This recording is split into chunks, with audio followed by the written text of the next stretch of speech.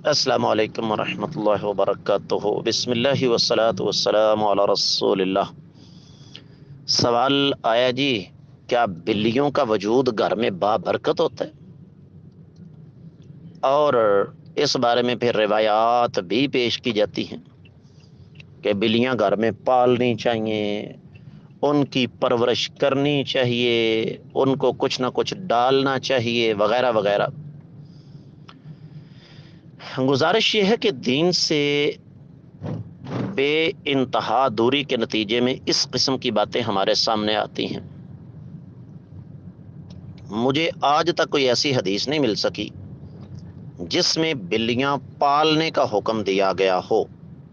حکم کی بات کر رہا ہوں، میں یہ قطعی طور پر نہیں کہہ رہا کہ بلیاں پالنا منع ہے یا گھر میں بلی مت پالیں، ایسی بات میں نے نہیں کہی ہے، لیکن بلی پالنے کی جو فضیلت بیان کی جاتی ہے وہ مجھے آج تک کسی بھی قرآن کی آیت یا نبی علیہ السلام کی حدیث سے نہیں مل سکی۔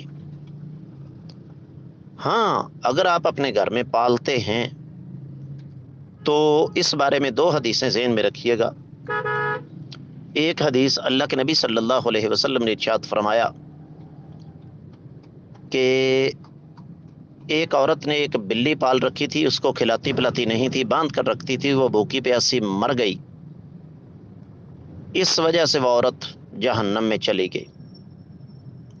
تو پالتو جانور آپ نے کوئی بھی رکھا ہے، اس کی خوراک اور اسی طریقے سے اس کی صفائی ستھرائی، اس کی صحت کا خیال رکھنا یہ ہمارا فرض ہے، ورنہ یہ جانور بنیادی طور پر آزاد ہیں، اور جب یہ آزاد ہیں تو ہم ان کے ذمہ دار نہیں ہیں۔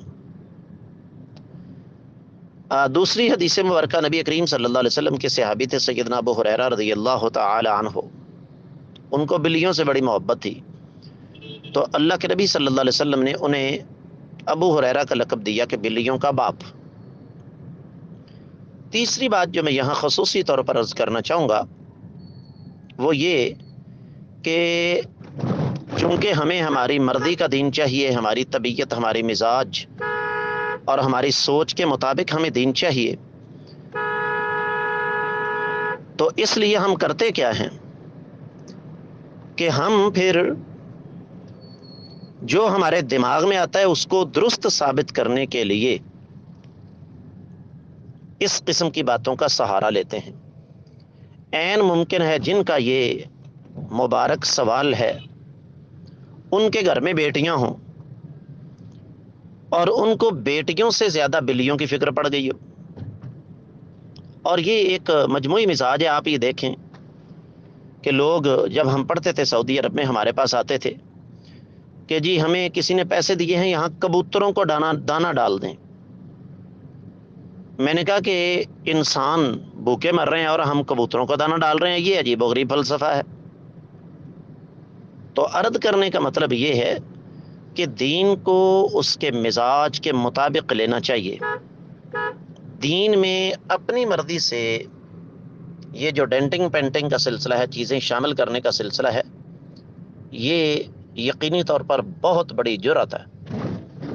اس لیے اگر آپ نے کوئی بلی پالی ہوئی ہے اس کو پالیں، لیکن یہ کہنا کہ جناب میرے گھر میں چونکہ بلی ہے اس لیے میرے گھر میں برکت آئے گی، اور نہ گھر کا کوئی فرد نماز پڑھتا ہے، نہ گھر کا کوئی فرد قرآن کی تلاوت کرتا ہے، بلکہ الٹا گھر کے ہر کمرے میں کیبل کا علیحدہ سے کنیکشن ہے، انٹرنیٹ کا علیحدہ سے کنیکشن ہے، اور وہاں پر ہر شیطانی کام ہوتا ہے، خواتین بے پردہ ہیں، کمائی حرام کی ہے، بلکہ حلال و حرام کی سرے سے پہچان ہی نہیں، غمی خوشی کے موقع پر اللہ کو ناراض کرنے اور شیطان کو راضی کرنے کا پورے کا پورا مکمل بندوبست ہوتا ہے۔